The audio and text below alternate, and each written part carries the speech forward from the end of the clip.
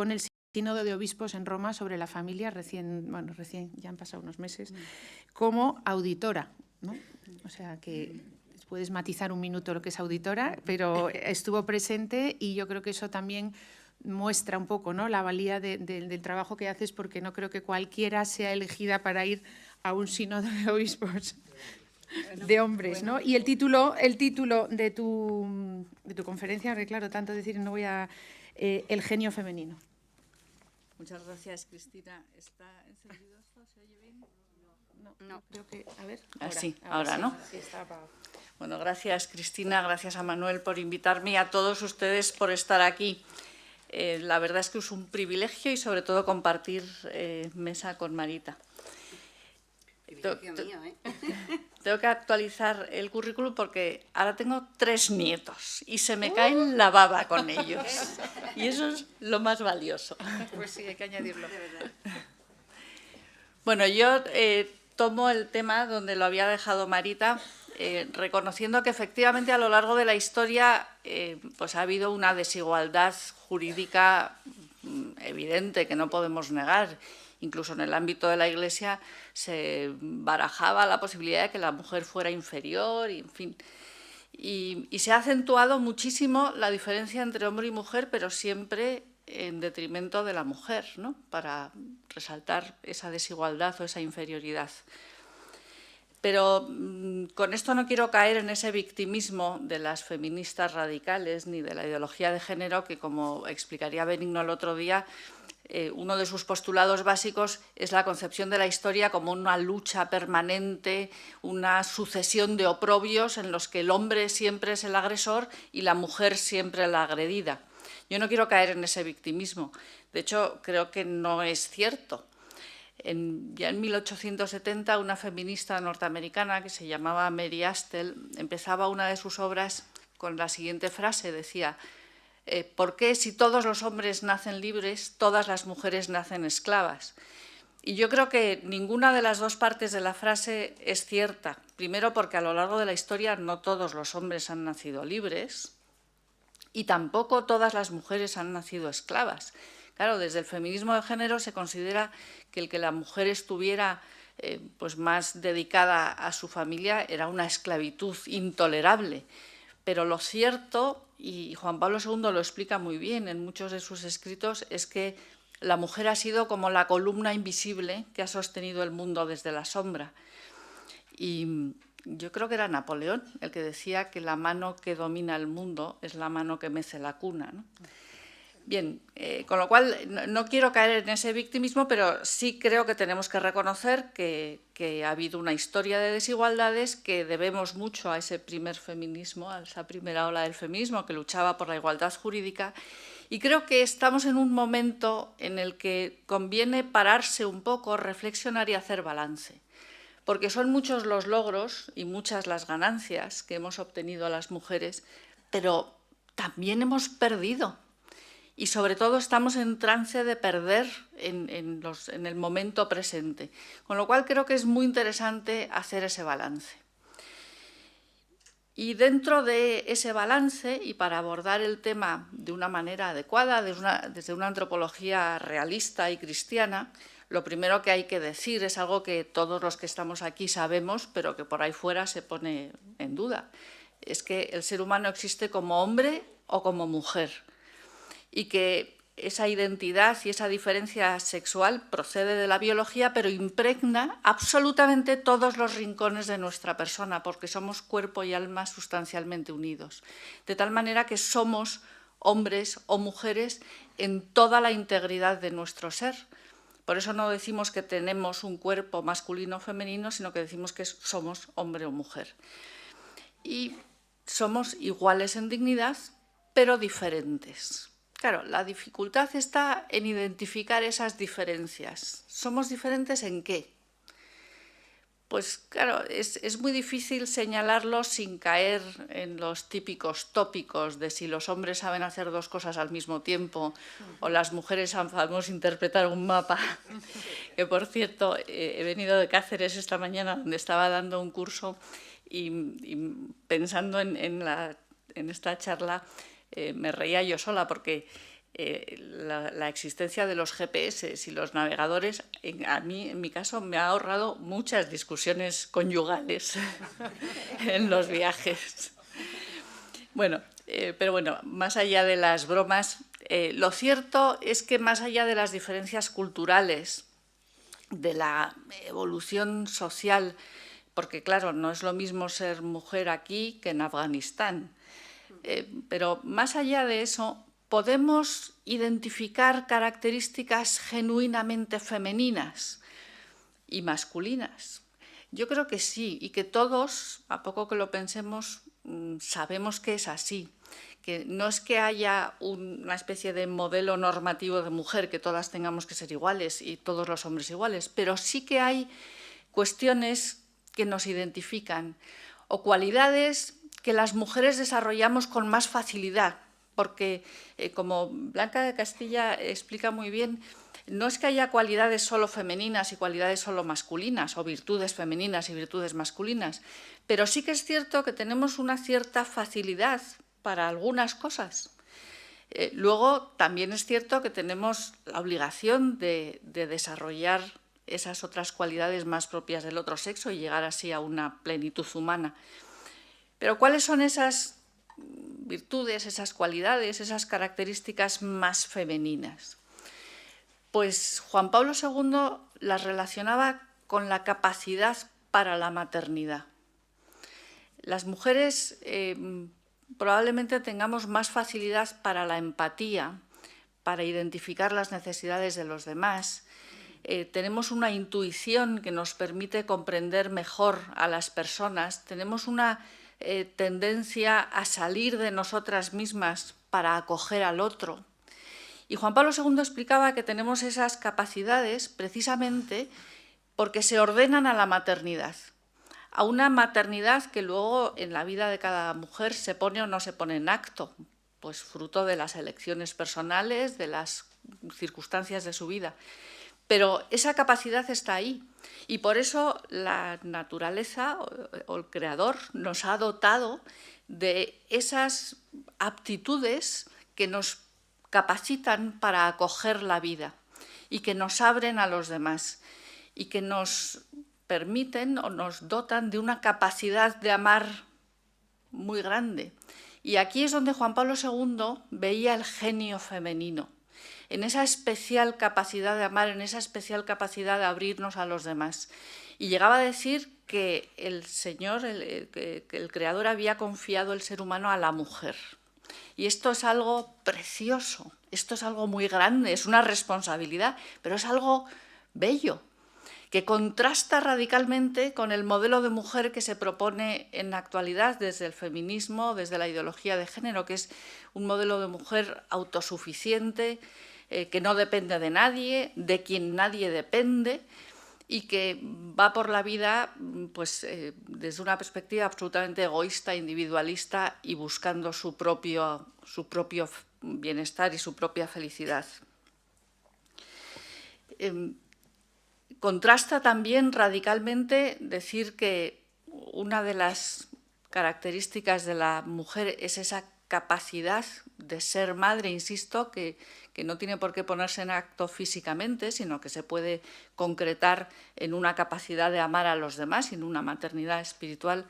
Contrasta con el desprecio a la maternidad y el rechazo a la maternidad que se esgrime desde la ideología de género y desde el feminismo radical, hasta el punto de que consideran que solo si la mujer controla por completo su fecundidad podrá ser igual que el hombre. Y por eso enarbolan los derechos llamados sexuales y reproductivos, que más bien consisten en el derecho a no reproducirse, porque la maternidad lo consideran una carga tremenda. Y en sus escritos hablan de la maternidad como trabajo reproductivo, que no hay expresión más horrible, y del embarazo como una barbarie de la que hay que liberar a la mujer.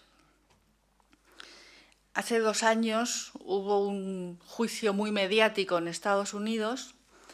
El caso era el siguiente, se estaba enjuiciando a un ginecólogo, un abortista, que bueno, se le acusaba de haber matado a varios bebés fruto de abortos fallidos y él los había desnucado fuera del útero materno porque habían logrado nacer vivos después de practicarles el aborto. Y todo el juicio, que duró varias semanas, se centraba en discernir si los había matado dentro o fuera del útero materno. Porque si lo había hecho dentro, entonces era legal y era inocente.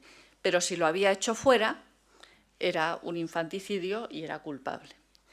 Entonces, pensar que si lo había hecho dentro no pasaba nada, es decir, que el útero materno es el lugar más peligroso para un bebé hoy día, es algo aterrador, es tremendo y sin embargo es así. Yo recuerdo cuando estudiaba la carrera, cuando estudiaba Derecho Romano y nos contaban y estudiábamos que el pater familias tenía derecho sobre la vida y la muerte de sus hijos. Pero es que ahora las mujeres tienen derecho sobre la vida y la muerte de sus hijos. Entonces, hemos llegado a un punto en el que se ha distorsionado de tal manera pues una de las capacidades más grandes que tenemos las mujeres, que es dar la vida, que claro, no nos puede extrañar que se haya distorsionado la propia feminidad, la propia identidad femenina. Y si se ha distorsionado la maternidad, también se ha distorsionado la paternidad. Acabo de dirigir una tesis doctoral sobre Eveline Souillegot, que es una feminista francesa, de estas que lucharon furibundamente por la legalización de la píldora y fundaron unos movimientos que luego se le fue un poco de las manos porque ella en el aborto no pensaba, pero el caso es que ella era una ferviente seguidora de Simone de Beauvoir. Todavía vive esta mujer, tiene 90 y tantos años, pero vive. Y después de haber luchado por esa liberación de la mujer, ella, que es socióloga, ha ido estudiando la evolución de la sociedad francesa y se ha dado cuenta de que no solo las mujeres no son más felices, sino que aquello provocó una crisis en la familia muy grave, porque lo que hizo fue expulsar al padre de la familia. Y entonces ahora, en su vejez, ha escrito 2 libros reivindicando la figura del padre. Es un caso muy interesante porque ella sigue siendo atea, sigue siendo feminista, es decir, no es que haya habido una conversión que explique, no, ha sido un caso de honestidad intelectual de una mujer que defendió algo y luego, viendo sus consecuencias, se ha dado cuenta de que aquella lucha por la liberación de la mujer lo único que ha traído ha sido infelicidad para la mujer, para el hombre y para los hijos. Pero en cualquier caso, más allá de identificar cualidades especialmente femeninas y especialmente masculinas, la clave está en la complementariedad, en reconocer que estamos juntos en la aventura de la vida y que Dios nos ha creado diferentes precisamente para que podamos ayudarnos, reconociendo esas diferencias, ayudarnos y perfeccionarnos mutuamente. Cuando Adán se encuentra con Eva, se pone muy contento y dice, esta sí que es una ayuda adecuada. Y la ayuda se refiere al orden del ser, no se refiere a por fin una que me barra la cueva. No se refiere a eso, se refiere a una ayuda en el orden del ser, porque nos perfeccionamos mutuamente, porque el hombre y la mujer se ayudan mutuamente a ser más hombres o más mujeres, en esa mutua relación y en ese enriquecimiento mutuo. Por eso lo más importante es reconocer las diferencias y, reconociendo las diferencias, apreciar lo que de valioso tiene el otro y que nos perfecciona y nos complementa. Y además esto es muy importante no solo en general, sino especialmente en las relaciones conyugales. ¿Cuántos problemas se derivan de no saber reconocer la diferencia? Se dice que el amor es ciego, pero eso no es cierto. El amor no es ciego. El amor, al revés, el amor nos permite comprender. El amor nos permite conocer, porque no conocemos solo con la cabeza, conocemos también con el corazón, ¿no? Ese conocimiento cordial del otro nos permite conocer y comprender. Y cuando nos damos cuenta de que el otro es diferente y le comprendemos, le amamos más, y ese mismo amor nos permite conocerle mejor. Entonces la clave está en reconocer esa diferencia, en apreciarla, en valorarla y en permitir que nos enriquezca. El error del feminismo radical, ya lo ha dicho Marita, es querer ser como hombres. Es querer incorporarnos a una sociedad imitando al hombre, evitando todo lo femenino. Leí hace poco un artículo de una psiquiatra norteamericana de Nueva York que denuncia la cantidad de mujeres que ella ve a diario que se medican para suprimir la emotividad. Es cierto que las mujeres somos más emotivas, pero una emotividad sana, y sobre todo si está verificada por la razón, no es un signo de enfermedad, al revés, es un signo de salud. Esa emotividad es precisamente la que nos permite comprender las necesidades de los demás y tener esa empatía y poder ayudarles. El tomar medicación para suprimir eso es una barbaridad, ¿no? Es negar lo que somos y querer ser lo que no somos.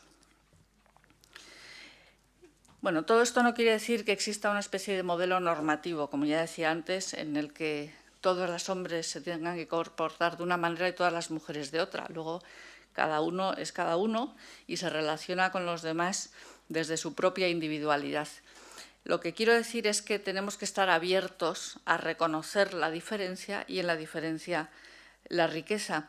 Y como decía, yo creo que Blanca de Castilla lo toma de Jutta Burggraff. Sí. Tenemos que construir una sociedad con mujeres y unas familias con padres, porque ahora mismo lo que ha ocurrido es que las mujeres hemos salido de casa para incorporarnos al mundo laboral, pero los padres no han entrado.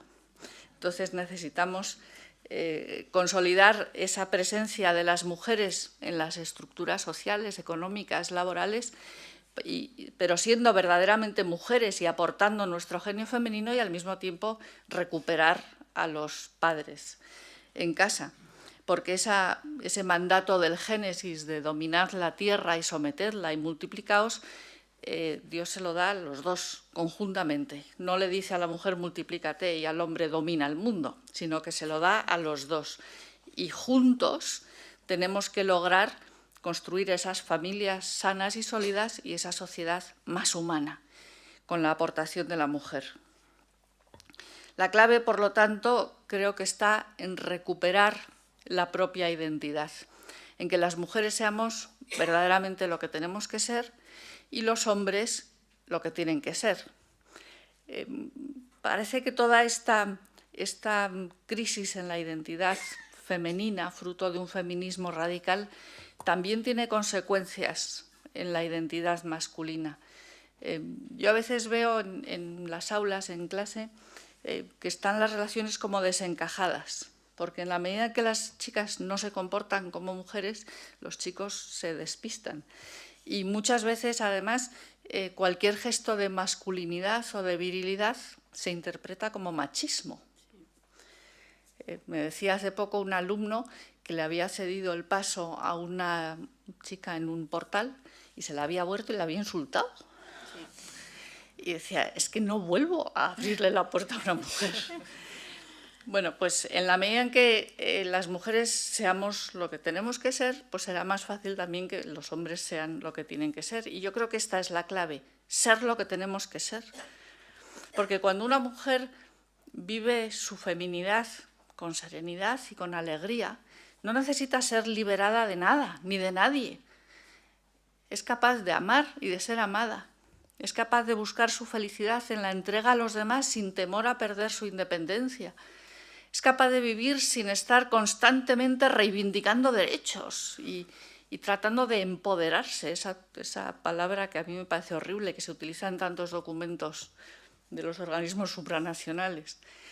Cuando una mujer sabe quién es y es consciente de su propia valía como mujer, sabe ser mujer en casa y en el trabajo, en el ámbito privado y en el ámbito público, y sabe sentir, pensar y amar como mujer, que es de lo que se trata. Y solo así podremos verdaderamente aportar al mundo el genio femenino. Y lo mismo podríamos decir de los hombres. Por lo tanto, creo que la clave está en ser cada uno lo que tenemos que ser y desde esa complementariedad construir familias y una sociedad mejor. Muchas gracias.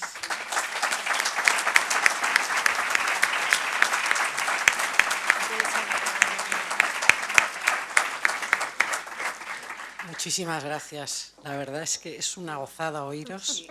De verdad, se aprende muchísimo. Bueno, yo deciros a todos que a lo mejor se ha hecho un poco tarde y alguien necesita salir. Como ahora viene un turno de preguntas, las personas que quieran o tengan que salir, que lo pueden hacer ahora antes de empezar. Mira, por lo visto no se quiere ir nadie. Fenomenal. Bueno, pues entonces te cedo la palabra, Cristina, y tú ya moderas un poco. Bueno, pues yo no sé si... La verdad es que habéis explicado todo tan bien, pero seguramente puede haber gente interesada en hacer alguna pregunta, alguna duda. Sí, mira, rápidamente, ahí tenemos al primero de la noche. Sí. Buenas noches, muchas gracias a ambas. Súper interesante el tema. Al principio estaba un poco perdido, si es cierto. Bueno, ya estaba con Jaime y me decía, no, lo que pasa es que ya está texto un poco todo el tema de la mujer. Y decía, oye, no os entiendo mucho. Pero ya después, un poco con la complementariedad de la conversación, sí. Yo tengo una duda. Esto desde una perspectiva cristiana es un poco más fácil de entender. Adán y Eva, nosotros hemos venido aquí, claro, de colegios formados, hemos vivido una vida donde mamá no ha sido una casa donde papá llegaba, solo trabajaba y tal, sino que de hecho valía casi más el trabajo de mamá que de papá, y hoy día de mayores eso es lo que vemos, casi, o sea, al final.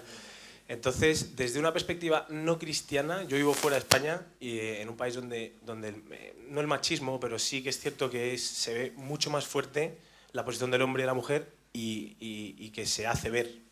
Entonces, cuando uno trata de hablar con las compañeras de trabajo y todo esto, al final, si no es desde una perspectiva un poquito superior, es muy complicado hacerles entender, porque para ella ser mujer y no poder ser madre, porque, o sea, hay un lío que tampoco quieren ser madres, entonces lo mezclan con que no, es que no voy a ser madre porque si no, no puedo trabajar. No, tú no quieres ser madre y punto, o sea.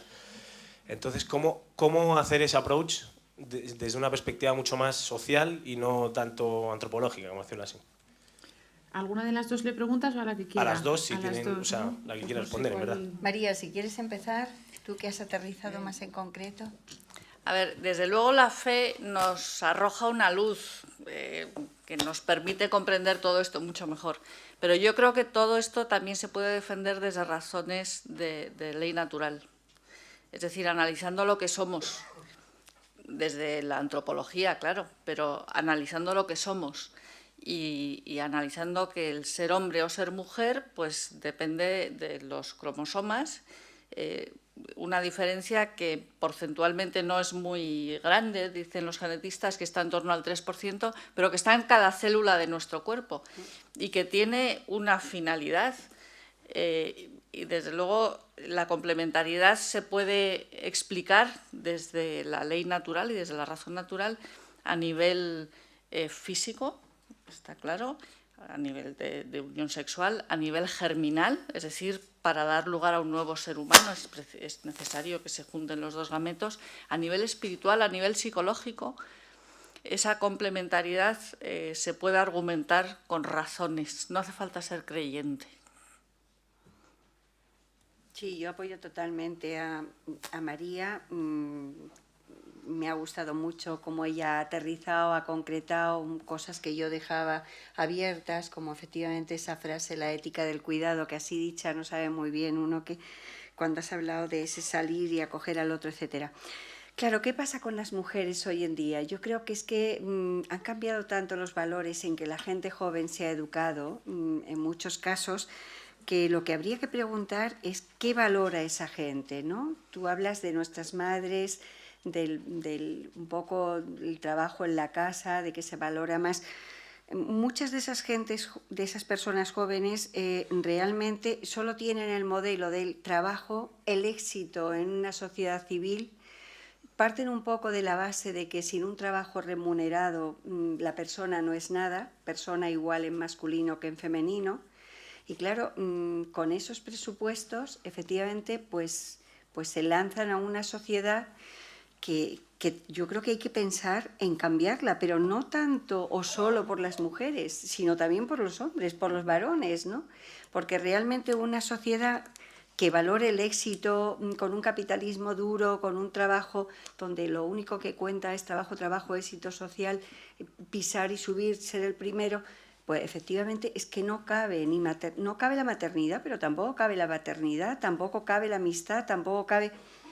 Quiero decir que al haber perdido esa feminidad de la que hablaba María, ¿no? Eso, valorar un poco lo que es ser mujer, que estoy muy de acuerdo porque además que esto está más que estudiado, ¿no? Por los genetistas, etcétera, que hay diferencias, o sea, que verdad el modelo de la igualdad en la diferencia y la complementariedad no es un tema religioso ni de génesis, sino que con la genética en la mano, con la ciencia en la mano, es que se puede defender, ¿no? Entonces, efectivamente, yo creo que mujeres y hombres tenemos que volver a replantearnos quiénes somos, a dónde vamos. El tema de la identidad es muy, muy importante en nuestra sociedad, porque efectivamente, si la mujer tiene como único planteamiento borrar todas las diferencias, y entonces, bueno, estudio, hago una carrera, soy la primera en... que luego no sale. Que de hecho, bueno, y también es una de las críticas de las feministas, la famosa tijera. ¿Qué quiere decir eso? Lo conocéis bien, ¿no? O sea, hay muchas mujeres haciendo carreras, hay muchas mujeres en los puestos bajos, pero según vamos subiendo es muy difícil acceder. ¿Por qué? Hombre, porque si tú estás en un despacho de abogados que efectivamente es agresivo y entras a las 9 de la mañana y sales a las 11 de la noche, pues, llega un momento que a la mujer, quizá por lo que María ha explicado también, eso no le compensa. Desde los puestos, desde los institutos de la mujer, desde el Consejo Superior de Investigaciones Científicas, que hay una comisión de mujeres y ciencia, como en tantos organismos, muy empeñada en la paridad, en ver la cuota, etcétera, etcétera, ¿no? Pues, bueno, se critica mucho esto, ¿no? ¿Por qué la mujer no? ¿Cómo es posible que...? Bueno, es que llega un momento que a la mujer no le compensa, ¿no? O sea, que llega un momento que de repente con 39 años dice, pues quiero hacer la experiencia de la maternidad y ya es un poco tarde, ¿no? O sea, no me la quiero perder. Entonces, yo creo que quizá habría que cambiar la sociedad. Hay que feminizar la sociedad o buscar otros valores, pero siempre en la línea de la complementariedad. Y lo digo porque también se vende mucho la idea de que esta sociedad masculina ha fracasado y ahora vamos a hacer una sociedad de mujeres, ¿no? Poco menos que eso no tiene ningún sentido. Bueno, yo quería hacerte una pregunta. ¿Por qué hemos caído, si las mujeres, y muchas somos muy inteligentes, Bien. hemos caído en esa trampa de querer meternos en un mundo de hombres y no conseguir lo contrario? Es decir, lo que tú dices, feminizar un poco más el mundo. Entonces, ¿cómo puede ser que tantas y tan inteligentes hayamos caído en esa trampa? ¿Cuál es el motivo, a vuestro criterio? Bueno, yo no tengo una respuesta a eso, a ver quién la tiene. Quiero decir, yo creo que tal y como estaban un poco las estructuras sociales, quizá las mujeres han luchado por cambiar un poco las leyes, etcétera, ¿no? Pero eso estaba ahí y pesaba bastante, ¿no? A pesar de los matriarcados iniciales, porque hay sociedades y sociedades también del tercer mundo donde la mujer tiene una fuerza muy, muy grande, ¿no? Pero yo creo que al final la vieja técnica de las abuelas, ¿no? De ir por detrás y bueno, darle la vuelta, el hombre manda, pero yo por detrás, está funcionando más que ese planteamiento de las feministas de, a ver, pongamos, con perdón, ¿no? en la